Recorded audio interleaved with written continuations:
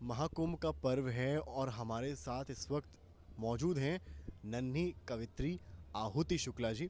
आहुति जी, आप महाकुंभ में आई हैं, आपकी सराहना तो गवर्नर साहिबा ने भी कर दी है। कैसा लगता है और महाकुंभ में आकर आपको कैसा लग रहा है? मुझे महाकुंभ में आकर बहुत अच्छा लग रहा है और मैं यहाँ हूँ करके जो लोग अभी नहीं आए हैं उनको एक संदेश देना चाहती हूँ। जहाँ सृष्टि का पहला यज्ञ स्वयं ब्रह्मा जी ने आरंभ किया, उसी यज्ञ को पूर्ण करने के लिए गंगा, यमुना और गुप्त सरस्वती का यहाँ त्रिवेणी संगम बना, जो आज भी आस्था और भक्ति का महाकेंद्र है। ये वही प्रयागराज है जहाँ समुद्र मंथन नागों के राजा वासुकीनाथ के द्वारा हुआ और जिन्होंने संगम किनारे विश्राम किया। वही विश्राम की कहानी हनुमान जी ने श्री राम और लक्ष्मण को पाताल लोक से लेकर वापस लाते समय दोहराई। यही रामायण का अध्याय लिखा गया जहाँ श्रृंगवेर में निषाद राज ने राम जी की नाव पार लगाई और भरद्वाज मुनि के आश्रम में राम जी ने विश्राम किया। जहाँ 4 युगों से स्थित अक्षय वट को कभी न नष्ट होने का वरदान मिला, वहीं आलोपी देवी शक्तिपीठ स्थापित हुई जहाँ सती देवी का दाहिना पंजा गिरा।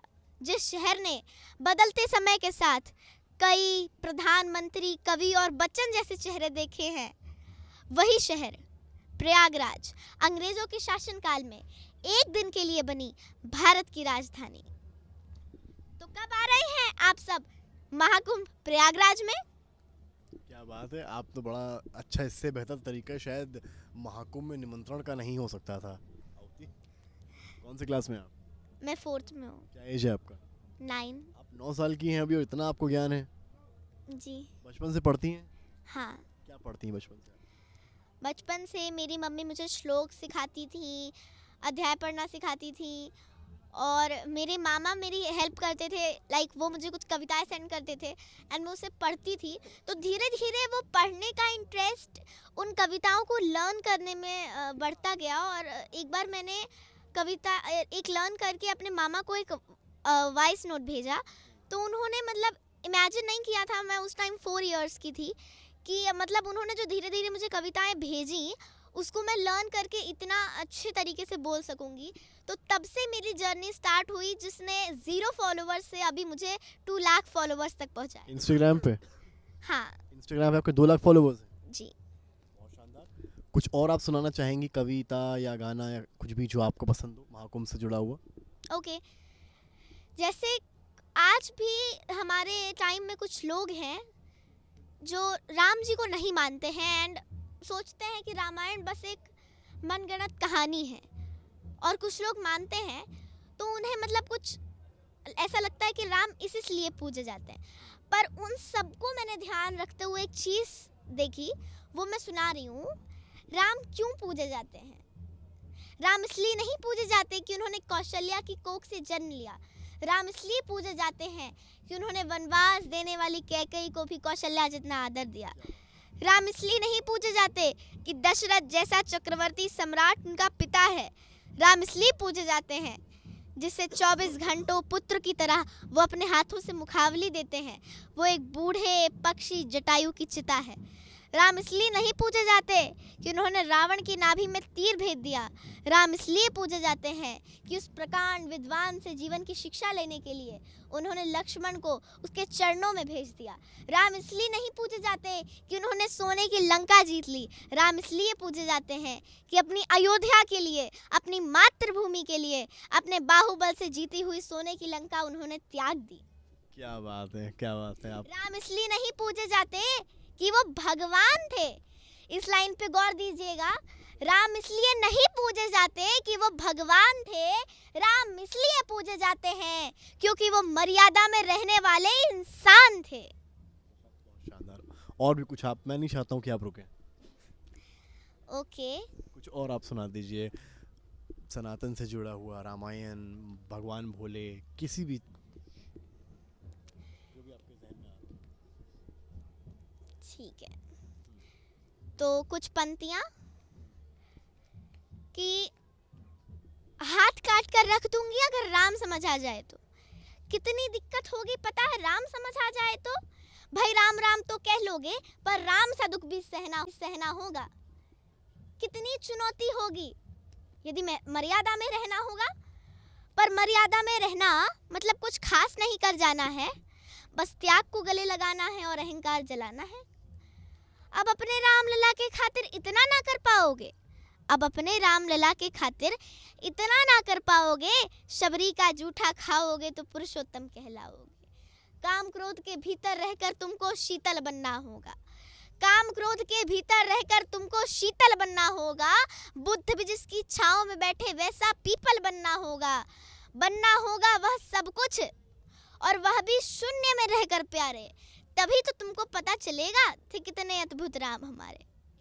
बहुत बहुत शानदार, बहुत बहुत शानदार। और आप अभी इतनी छोटी हैं और आप इतना, आप एक तो सबसे बड़ी बात है इन पंक्तियों को याद रखना और फिर उससे भी बेहतरीन तरीके से उसको आप एक कवित्री की भूमिका में यहाँ पर कह रही हैं। आपको कुमार विश्वास है सरीखे कवियों ने भी जो है सम्मान दिया, कहा, आपके वीडियोस शेयर किए, उसको आप क्या कहेंगे उन सारी चीज़ों पर?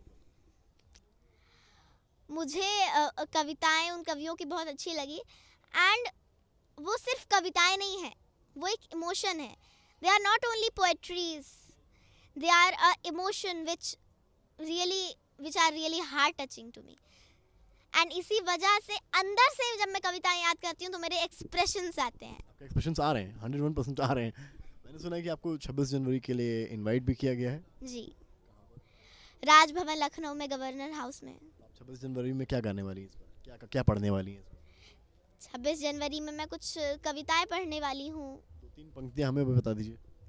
ठीक है, एक कविता है। महाकुंभ की है तो देश का ही त्योहार। हाँ, एक कविता है कुपित याज्ञसेनी।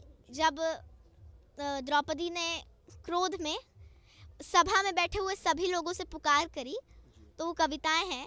हे भीष्म पितामह कुछ बोलो, हे भीष्म पितामह कुछ बोलो, कुलवधू है तुम्हें पुकार रही। दुर्योधन जो अपराध किया वो तुम सबको क्या लगा सही। मेरा केश पकड़कर लाया है करता दुशासन दुर्व्यवहार। आर्यों की सब माताओं ने क्या नहीं दिया कोई संस्कार। मैंने तो दाव नहीं खेला चौसर की शाही क्रीड़ा में। है दोष नहीं जब कहीं मेरा, तो क्यों मैं ऐसी पीड़ा में।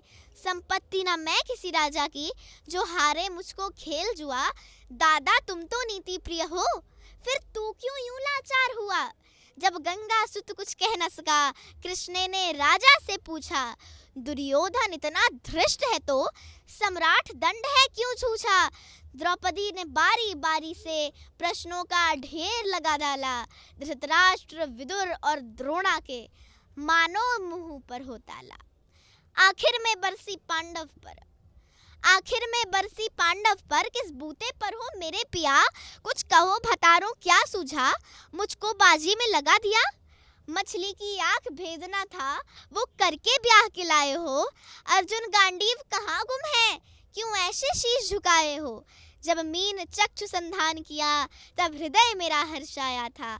मन ही मन में आह्लादित थी, मन चाहा वर जो पाया था। माँ कुंती ने मुझे बांट दिया, माँ कुंती ने मुझे बांट दिया। बन गए पति पांचों भाई, दुर्दशा देख मेरी ऐसी, तुम सबको लाज नहीं आई। मैं समझी थी बड़भागन हूँ, मैं समझी थी बड़भागन हूँ।